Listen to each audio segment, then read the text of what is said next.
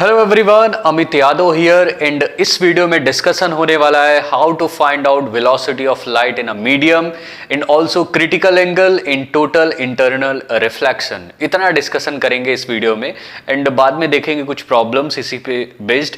तो मैं video start करने से पहले एक चीज बता दूं, ये वीडियो 10th क्लास के स्टूडेंट के लिए है, तो जो बेसिक लेवल रहेगा उसको कवरअप करते हुए चलेंगे। एंड ऑल्सो इससे पहले जो वीडियो मैंने अपलोड किया है रिफ्रैक्शन ऑफ लाइट के लिए, वो प्लेन सरफेस से रिलेटेड है एंड उस वीडियो में डिस्कशन हुआ था रिफ्रैक्टिव इंडेक्स का and also refraction of a light for plane surface. ठीक है, so without wasting any time video को स्टार्ट करते हैं। सो क्या मैंने बताया वीडियो स्टार्ट करने से पहले बताया how to find out velocity of light in a medium।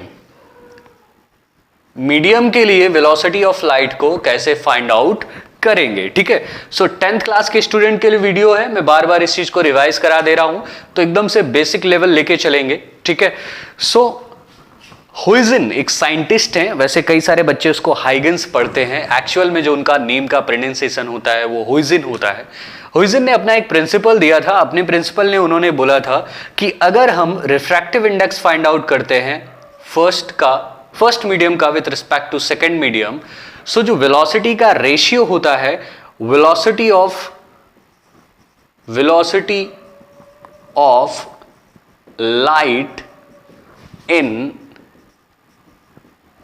first medium, velocity of light in first medium upon velocity of light in second medium।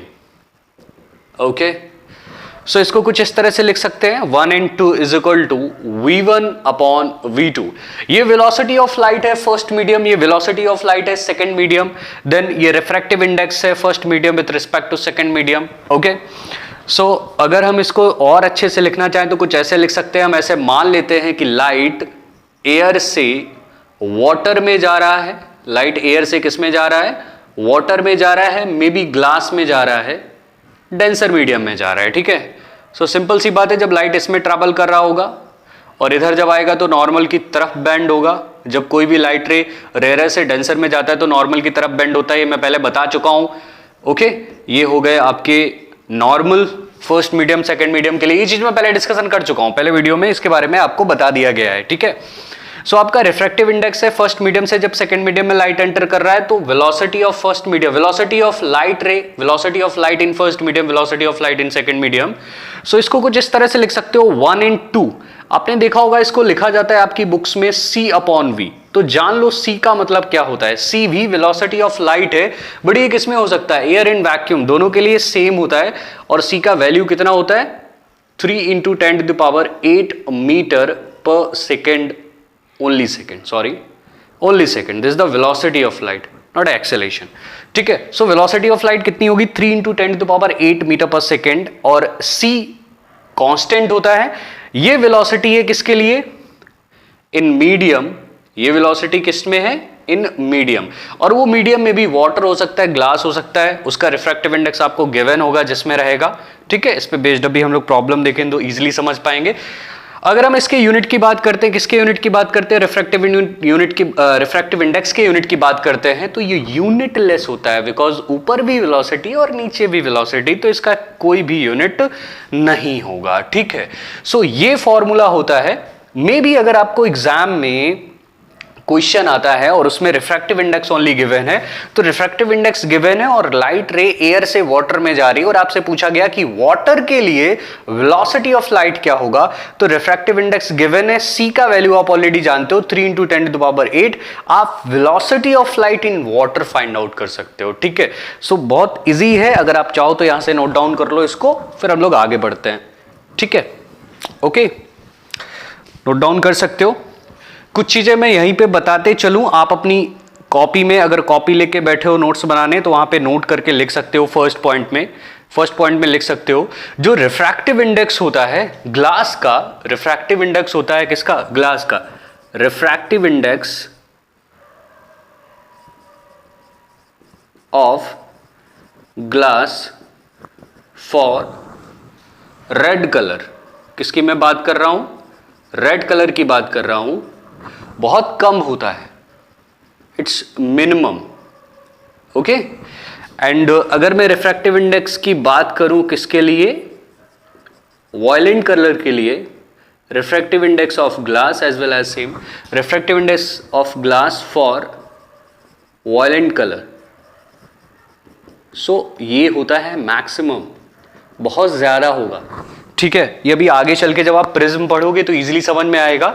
जब हम लोग किसी भी लाइट रे को, और लाइट रे का कलर कैसा हो, रेड हो, तो उसको बैंड नहीं कर पाता है, मतलब मोड़ेगा नहीं, ज़्यादा मोड़ नहीं पाता है, बहुत कम मोड़ पाता है, तो इसका रिफ्रैक्टिव इंडेक्स बहुत कम होता है। और अगर मैं वही ग्लास स्लैब से किसी वायलेंट कलर को, नीले कलर को, ब्लू कलर को क्रॉस कराता हूँ, बैगनी कलर को क्रॉस कराता हूँ, तो उस सिचुएशन में वो बहुत ज़्यादा बैंड होने वाला है।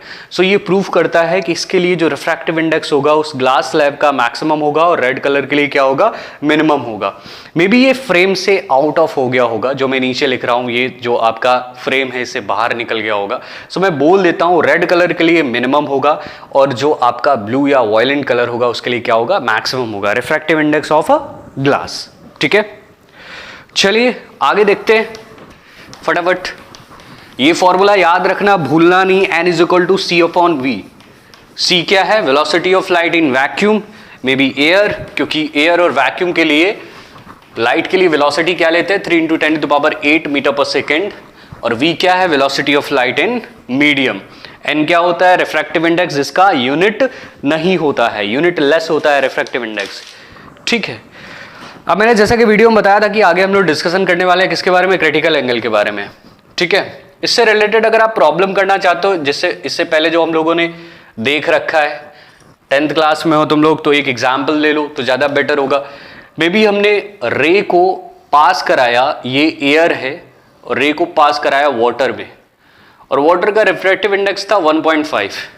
ठीक है, ये रिफ्रैक्टिव इंडेक्स है किसका, वाटर का, तो n इज इक्वल टू कितना है, 1.5 है। रे आपकी किससे, एयर से वाटर में आ रही, तो वाटर के लिए क्या हो जाएगी, नॉर्मल की तरफ बेंड हो जाएगी, ये एंगल ऑफ इंसिडेंट होगा, ये एंगल ऑफ रिफ्रैक्शन होगा, और ये वाला मीडियम कैसा होगा, डेंसर होगा। सिंपल सी प्रॉब्लम है, देख लो इजीली समझ पाओगे। फिर हम लोग क्रिटिकल एंगल की बात करते हैं इसी के जस्ट बाद, ये नॉर्मल और ये इस सरफेस के लिए नॉर्मल। सो फॉर्मूला क्या पढ़ रखा है, अगर आपका रे एयर से वाटर में जा रहा है और इसको हमने बोल रखा है फर्स्ट मीडियम, इसको बोल रखा है सेकेंड मीडियम, तो क्या दिखाओगे, ANG is equal to air to glass. Ray कहां जा रही है, एयर से ग्लास में जा रही है। मैं शायद हो सकता वीडियो में ना दिख रहा हूं, इससे फर्क नहीं पड़ता, आपको बोर्ड दिखना चाहिए और जो लिख रहा हूं वो दिखाई देना चाहिए। Okay fine. सो ANG के लिए आप क्या लिखोगे, ANG के लिए आपका आएगा C अपॉन V। अगर आप चाहो तो V1 अपॉन V2 भी लिख सकते हो, V1 अपॉन V2, और ये क्या, V1 क्या रहेगा, C के बराबर ही रहेगा, तो 3 × 10⁸, और V2 क्या है, velocity of light in medium, जो कि आपको निकालना है। Velocity of light in medium के लिए आपको फाइंड आउट करना है, और क्या गिवन है आपको, ANG गिवन है 1.5, तो 1.5 is equal to 3 × 10⁸ upon V। सही से लिखोगे तो V 1.5 इज इक्वल टू 3 × 10⁸, ये डिवाइड में आ जाएगा, तो 3 × 10⁸ डिवाइडेड बाई 1.5, पॉइंट हटाया, ऊपर 30 किया, 15 से कैंसिल आउट किया, तो कितना निकल के आया, 2 × 10⁸ मीटर पर second. This is the velocity of light in water. ये क्या है, वेलोसिटी ऑफ लाइट है किसमें, वाटर में, velocity of light in water. So velocity of light in water कितना निकल के आया, 2 × 10⁸ मीटर पर सेकेंड। इसी क्वेश्चन को अगर दूसरे टाइप से पूछा जाता है आपसे ये कह दिया जाता है कि वेलोसिटी ऑफ वाटर में लाइट का वेलोसिटी है 2 × 10⁸ मीटर पर सेकेंड, वाटर का रिफ्रैक्टिव इंडेक्स फाइंड आउट करो, तो यही फॉर्मूला कुछ लगेगा, V2 की जगह पे क्या आ जाएगा, 2 × 10⁸ मीटर पर सेकेंड, एंड ANG आपसे पूछा जाएगा, मतलब n पूछा जाएगा, और आपको V1 पता होगा जो कि क्या होता था, C होता था। ये किसके बराबर होता है, C अपॉन V के इक्वल में रहता है। ओके, तो आप इजिली फाइंड आउट कर सकते हो refractive index of that medium. आप नोट डाउन करना चाहते हो तो इसको नोट डाउन कर सकते हो यहां से। ओके, मैं स्क्रीन के सामने से हट गया हूं पूरी तरह से, आपको दिख रहा होगा, इसको रब कर देता हूं, देन आगे देखते हैं। ओके, जैसा कि मैंने बताया था आगे डिस्कशन होने वाला है इसी वीडियो में क्रिटिकल एंगल के बारे में, इसको मैं रब करने जा रहा हूं। ठीक है, सिंपल सी प्रॉब्लम थी, आता होगा आपको इतना, ठीक है। तो फॉर्मूला याद रहेगा ना, n is equal to C upon V. बार बार रिपीट कर रहा हूं तो ये चीज आपको पता रहेगी। तो फटाक से देखते हैं क्रिटिकल एंगल को। क्या होता है क्रिटिकल एंगल? हेडिंग लगा लो, नेक्स्ट हेडिंग लगा लो, क्रिटिकल एंगल। चलिए जानते हैं क्या होता है क्रिटिकल एंगल। ऐसे देखो, क्रिटिकल एंगल के लिए एक सिंपल सी कंडीशन है, आपको रे को डेंसर मीडियम से रेयर मीडियम में लेके जाना है। ये क्या है आपका? ये है डेंसर मीडियम, और ऊपर क्या होना चाहिए? रेयर मीडियम होना चाहिए, ठीक है। रे को हम डेंसर मीडियम से रेयर मीडियम में लेके जा रहे हैं, तो रे आपका ये जा रहा है, ये देख लो, ये नॉर्मल है ऊपर की तरफ, नीचे की तरफ एन डेस मान लो, ठीक है। रे आपका डेंसर से रेयर में जा रहा है, तो डेंसर से रेयर में जाता है तो आपको पता है नॉर्मल से दूर हटता है, ये चीज आप पहले जानते हो, है ना। टूवर्ड्स द नॉर्मल होता है, नॉर्मल के टूवर्ड्स नॉर्मल होता है या अवे फ्रॉम नॉर्मल होता है। तो आपको पता है, क्या पता है? When a light ray coming from denser to rarer, denser से रेयरर जाएगा, इट्स अवे फ्रॉम नॉर्मल से दूर भागेगा, ठीक है। सो सिंपल सी बात है, ये दूर भागा, ये निकल गया, ओके। ये हो गया आपका एंगल ऑफ इंसिडेंट जो कि नॉर्मल के साथ बनाया गया, और ये एंगल ऑफ क्या हो गया? रिफ्रैक्शन, ये एंगल ऑफ रिफ्रैक्शन होगा। अब मैं क्या करता हूं, इस इंसिडेंट एंगल को बढ़ाता हूं और थोड़ा सा बढ़ाता हूं, तो एक चीज देखो, ये जितना बढ़ेगा इधर, ये उतना इधर जाएगा ना, मतलब एंगल ऑफ रिफ्रैक्शन उतना बढ़ जाएगा। ये चीज आप पहले भी जान चुके हो। तो चलिए सेकंड कंडीशन में देख लेते हैं। वैसे ही एज वेल एज ऊपर की सरफेस की तरफ नॉर्मल ड्रॉ करते हैं और ये नीचे की तरफ नॉर्मल ड्रॉ करते हैं। इसको बोल देते हैं एन और इसको बोल देते हैं एन डैश। अब मैंने एंगल ऑफ इंसिडेंट को बढ़ा दिया है, इंक्रीज कर दिया है। सो इंक्रीज करने के साथ साथ ये देखा गया कि जब इंक्रीजमेंट इसमें करा तो आर में भी इंक्रीजमेंट हुआ, मतलब हमने आई को बढ़ा दिया, एंगल ऑफ इंसिडेंट बढ़ा दिया, तो आर भी बढ़ गया, और आर इतना बढ़ गया कि इस प्लेन के बराबर निकल गया, ऐसे निकल गया, ठीक है। ये रे है जो इसी प्लेन पे जा रही है, ठीक है, ओके। इस चीज को समझे आप।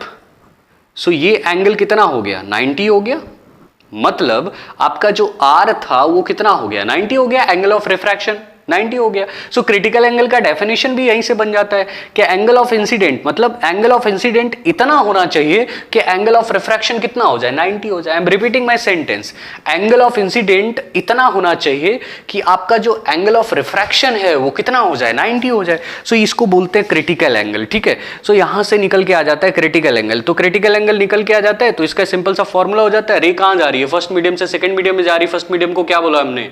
डेंसर बोल रखा है, और फर्स्ट मीडियम सेकंड मीडियम को क्या बोल रखा है? रेयर बोल रखा है। तो सिंपल सी बात है, क्या लिखोगे? 2n1 is equal to sine I upon sine R. ये आई है और ये क्या है? आर है।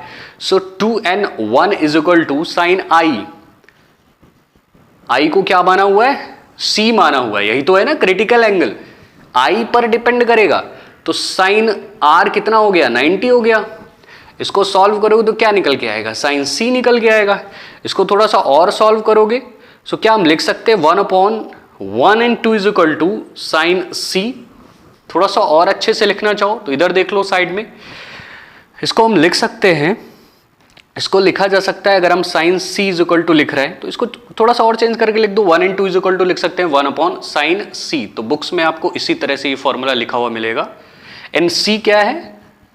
Where C is critical angle।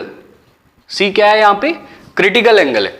इस चीज को ध्यान से देख लो, C यहां पर क्या है? क्रिटिकल एंगल है। 1 and 2 is equal to 1/sin C निकल के आएगा। ओके फाइन, तो ये है क्रिटिकल एंगल। चलो क्रिटिकल एंगल के साथ साथ टोटल इंटरनल रिफ्लेक्शन को भी देखते हुए चलो, ठीक है। सो टोटल इंटरनल रिफ्लेक्शन में जब भी डेफिनेशन आप पढ़ते हो तो डेफिनेशन में ये बोला जाता है कि अगर इंसिडेंट, ध्यान से सुनो, इंसिडेंट एंगल इतना होता है जिससे कि ये 90 हो जाए।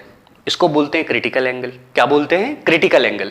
इंसिडेंट एंगल इतना हो कि ये एंगल ऑफ रिफ्रैक्शन कितना हो जाए, 90 हो जाए। अब मैं ये इंसिडेंट एंगल को और थोड़ा बढ़ा देता हूं, इसका मतलब मैं क्रिटिकल एंगल से वैल्यू इसकी क्या कर रहा हूं, ज्यादा कर रहा हूं। तो इसको अगर मैं और थोड़ा राइज कर देता हूं तो क्रिटिकल एंगल से ज्यादा हो जाता है। तो उस सिचुएशन में लाइट का रिफ्रैक्शन ना होके रिफ्लेक्शन हो जाता है।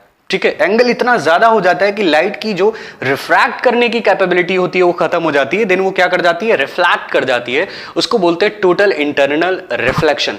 इसमें 100 आउट ऑफ 100% लाइट का रिफ्लेक्शन हो जाता है। चलिए नेक्स्ट फिगर में देख लेते हैं, इसी के साथ ही देख लेते हैं। अब मैं ये जो ए फिगर था, ऐसे नंबरिंग भी कर सकते हो, ये ए था, ये बी था, तो बी में क्रिटिकल एंगल बन गया था और ए में सिंपल सा रिफ्रैक्शन आपको समझाया गया।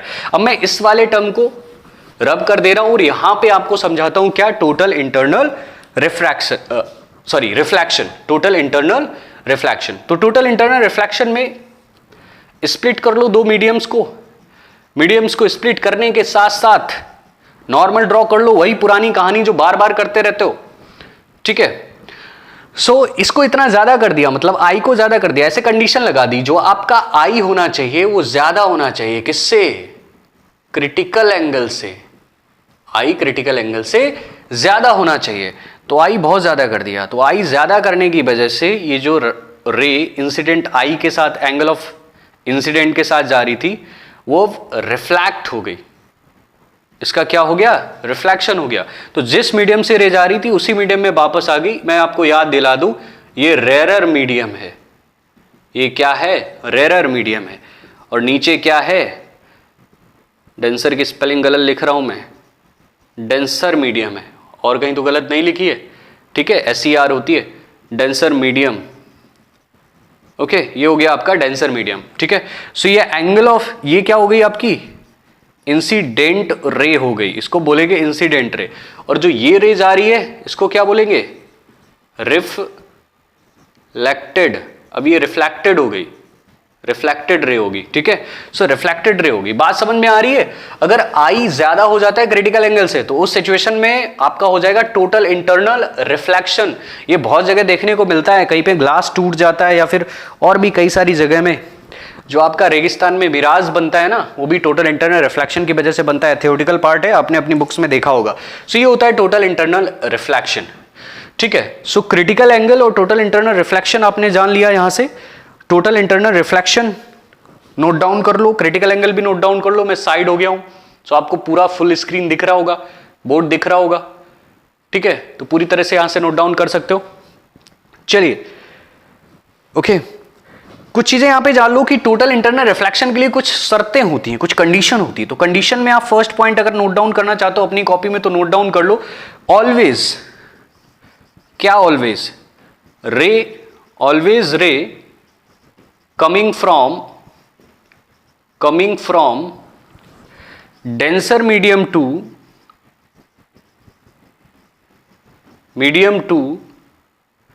rarer medium। ये सिचुएशन है, इसको मान के चलना पड़ेगा। रे ऑलवेज कहां से आए, डेंसर से रेरर मीडियम में जाए, तभी आपका टोटल इंटरनल रिफ्लेक्शन होगा। दूसरा पॉइंट, जो आई है वो ज्यादा हो, किससे, क्रिटिकल एंगल से। तो ये बात मैं पहले ही कर चुका हूं। ठीक है, आई क्या हो, क्रिटिकल एंगल से ज्यादा हो, it's called total internal reflection. ये टोटल इंटरनल रिफ्लेक्शन की कुछ शर्तें हैं, कुछ कंडीशंस हैं। आप नोट डाउन करना चाहो तो यहां से नोट डाउन कर लो। चलिए, इसी के आगे कुछ क्वेश्चंस देख लेते हैं। एक सिंपल सा प्यारा सा सुंदर सा क्वेश्चन है, critical angle for 60, critical angle 60 for a medium, find refractive index. Critical angle 60 है किसी मीडियम के लिए और आपको रिफ्रैक्टिव इंडेक्स फाइंड आउट करने के लिए बोलना है।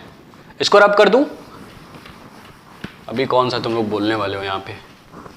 ओके, फाइन, नोट डाउन कर लिया होगा आप सभी ने।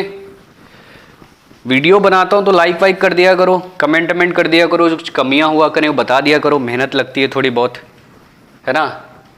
आप लोग आते हो, देखते हो, थोड़ा बहुत देख के निकल जाते हो, क्या फर्क पड़ता है। अप्रिशिएट करो, अप्रिशिएशन से क्या है कि वीडियोस लाने का मन रहता है, थोड़ा सा बनाते रहने का मन लगता है कि हाँ आप लोग की तरफ से रिस्पॉन्स आ रहा है तो बनाते रहें। चलिए ठीक है, बात करते हैं आगे।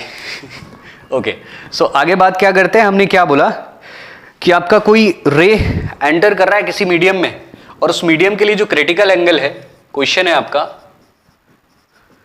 क्वेश्चन क्या है, कोई मीडियम है उसमें रे एंटर कर रहा है, उसका क्रिटिकल एंगल गिवन है आपको, क्रिटिकल एंगल कितना गिवन है 60 गिवन है, और उस मीडियम के लिए रिफ्रैक्टिव इंडेक्स फाइंड आउट करना है आपको, n फाइंड आउट करना है, ठीक है, रिफ्रैक्टिव इंडेक्स फाइंड आउट करना है of that medium. Okay, the critical angle of that medium is 60, find the refractive index of that medium. So आपको n फाइंड आउट करना है, तो फॉर्मूला आपने पढ़ रखा है n is equal to 1 upon sine c। So n is equal to 1 upon sine c, इसका मतलब हो गया साइन 60, और साइन 60 का वैल्यू क्या होता है आप सभी जानते हो, √3/2 होता है, तो n इज इक्वल टू ये हो जाएगा 2/√3, और √3 का वैल्यू होता है, आई होप अगर मैं गलत नहीं हूं तो 735 समथिंग ऐसा ही होता है, देख लेना आप। इसको अगर सॉल्व करोगे तो पॉइंट हटाओगे तो ऊपर कितने जीरो आने वाले हैं, 1 2 3, ठीक है, तो ये अप्रॉक्स एक बार जाएगा, फिर पॉइंट लगेगा, इतना निकल के आएगा 1.5। आगे करना चाहते हो तो और कर सकते हो, तो अप्रॉक्स मैंने कर दिया 1.5, ये रिफ्रैक्टिव इंडेक्स निकल के आया। तो ये अप्रॉक्स रिफ्रैक्टिव इंडेक्स ग्लास का होता है, यहां से अगर आप जानना चाहें तो रिफ्रैक्टिव इंडेक्स किसका होता है, ग्लास का होता है। वाटर का मैंने बताया था 1.33 समथिंग होता है, ठीक है। तो कुछ इस टाइप के क्वेश्चन हो सकते हैं, मैं इसको रब कर रहा हूं, आपने देख लिया होगा। सो अगर इसके लिए सिर्फ और सिर्फ आपको रिफ्रैक्टिव इंडेक्स दिया था, क्रिटिकल एंगल पूछा जाता, तब भी आप फाइंड आउट कर लेते डायरेक्टली, इजिली कर पाते। नेक्स्ट क्वेश्चन है, सिंपल सा क्वेश्चन है, नेक्स्ट भी देख लो, सेकंड क्वेश्चन देख लो, इसके बाद ही इसी पे बेस्ड है। सेकंड क्वेश्चन में क्या है, सीधा सीधा डायग्राम है, ये ऊपर है आपका क्या नॉर्मल, नीचे भी क्या है नॉर्मल, ये फर्स्ट मीडियम के लिए, सेकंड मीडियम के लिए। कोई लाइट रे ऐसे आ रही है और ऐसे आने के बाद इधर को बेंड हो जा रही है, इधर को बेंड हो जा रही है, तो इसका मतलब क्या है, अगर ये नॉर्मल से दूर जा रही है तो इसका मतलब क्या है, नीचे क्या है रेयरर मीडियम है भाई, नीचे क्या है रेयरर मीडियम है, और ऊपर क्या है डेंसर मीडियम है, ऊपर आपका डेंसर मीडियम है, ठीक है। ये एंगल इन्होंने दे रखा है 30, और ये एंगल कितना दे रखा है 45 दे रखा है, ठीक है। तो 30 जो दे रखा है वो क्या दे रखा है आई दे रखा है, और जो 45 दे रखा है वो क्या दे रखा है आर दे रखा है। आपसे क्या पूछा है, क्या पूछा है एन पूछा है, तो सिंपल सी बात है एन इज इक्वल टू क्या लगा दो sine I upon sine R, refractive index पूछा है इस मीडियम का, ठीक है, फर्स्ट के रिस्पेक्ट में सेकंड का, फर्स्ट के रिस्पेक्ट में सेकंड का, ठीक है, निकाल लेते हैं हम लोग। So sine I upon sine R, तो साइन आई कितना है आपको साइन 30 दिया है, और साइन ये कितना दिया है 45 दे रखा है। साइन 30 का वैल्यू होता है 1/2, 45 का होता है 1/√2, तो ये एग्जैक्टली निकल के आएगा क्या √2/2, तो इसको क्या लिखोगे √2 डिवाइडेड बाई √2 इंटू √2, √2 से √2 कैंसिल हुआ, तो क्या निकल के आया 1/√2। ये क्या निकला है रिफ्रैक्टिव इंडेक्स, इसका कोई यूनिट नहीं होता है, तो यूनिट लिखने की कोशिश नहीं करना है। जो एग्जामिनर आपके स्कूल में आते हैं उनका काफी फेवरेट क्वेश्चन होता है, चलो बताओ क्या होता है रिफ्रैक्टिव इंडेक्स का यूनिट, और बच्चा वहां जाके एकदम खड़ा हो जाता है, बोलता है अरे हमने तो पढ़ा ही नहीं, हमें तो कभी बताया नहीं गया रिफ्रैक्टिव इंडेक्स का यूनिट। वो बताया इसलिए नहीं जाता क्योंकि रिफ्रैक्टिव इंडेक्स का कोई यूनिट होता नहीं है, यूनिटलेस होता है ये, ठीक है, लेकिन तुम्हें पता होना चाहिए यूनिटलेस होता है। थोड़ा मैं तिरछा लिखता हूँ, बहुत गंदा लिखता हूँ, घटिया लिखता हूँ, लेकिन आपको चीजें समझ में आए, बस देख पा रहे हो बड़ा बड़ा लिखा हुआ है। सी कुछ सिंपल सी प्रॉब्लम थी, ओके, एक दो और करना चाहते हो तो कर सकते हो। नेक्स्ट प्रॉब्लम मैंने जो नोट डाउन कर रखी है वो refractive index with respect to air is to find the critical angle for that medium. तो रिफ्रैक्टिव इंडेक्स आपको दिया गया है विथ रिस्पेक्ट टू एयर, कितना दे रखा है 2 दे रखा है। अब आपसे क्रिटिकल एंगल पूछा है, अगर आपने क्रिटिकल एंगल का फॉर्मूला पढ़ रखा है तो आप इजीली फाइंड आउट कर सकते हो, ठीक है। क्या है रिफ्रैक्टिव इंडेक्स कितना दे रखा है इस क्वेश्चन में, रिफ्रैक्टिव इंडेक्स दे रखा है, मैंने अभी क्वेश्चन पढ़ा है तो उसको आप रीड कर सकते हो, मतलब वीडियो को पीछे ले जाके अपनी कॉपी में नोट डाउन कर सकते हो। एन दे रखा है, कितना दे रखा है 2 दे रखा है, ठीक है, 2 दे रखा है, और आपसे पूछा है क्या क्रिटिकल एंगल पूछा है, तो फॉर्मूला होता है n is equal to 1/sin c। So n आपको 2 दिया गया है, 1/sin c पूछा है, हमें नहीं लगता कि इससे आसान कुछ होगा, तो sin c is equal to 1/2। So sin c is equal to क्या लिखोगे sin 30, तो c इज इक्वल टू कितना आ गया 30, तो क्रिटिकल एंगल कितना है 30, ठीक है, बात समझ में आ गई। तो क्रिटिकल एंगल कितना दिया गया आपको 30 दिया गया है, ओके।